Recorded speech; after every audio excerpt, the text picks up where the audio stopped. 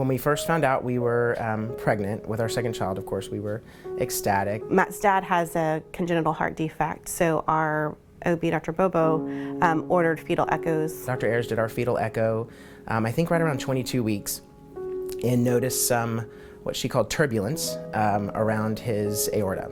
She thought it was something to be watched.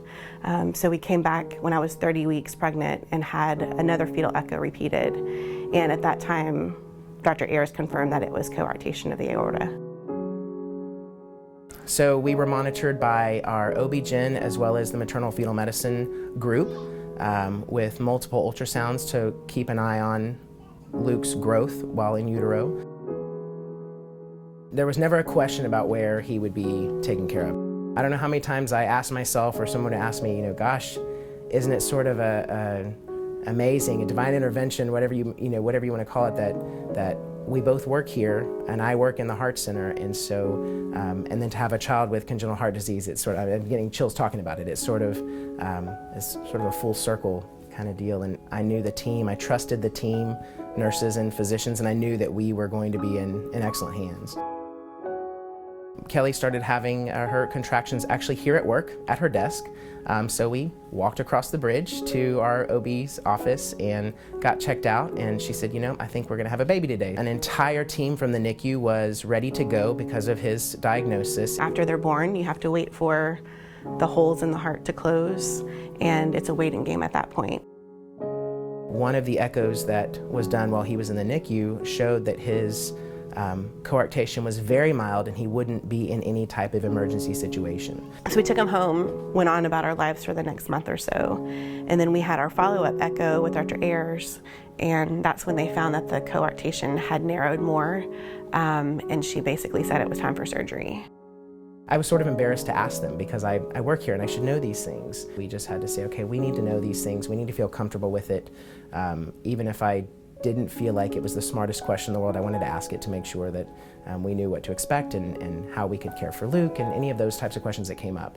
I think this hospital goes out of its way to make sure that folks are comfortable, and it's not just because I'm able to just walk upstairs and I work here and able to get the answers. I think that's for anybody that walks in the door. The whole anesthesia team came, assessed him, and then they took him away. And that was definitely by far through the whole thing, the hardest thing to deal with is someone else taking your baby away. You lose control over anything. And so we knew that they were a great team, obviously, but he was in their hands at that time. Everything went just as planned. His prognosis is excellent. He will hopefully not need any other surgeries or any other interventions. His latest echo showed that everything looked normal. The echo tech said that if he didn't know his history, he would read it as a normal echo. So that was the outcome from when we were 20 weeks pregnant till now that we were hoping for.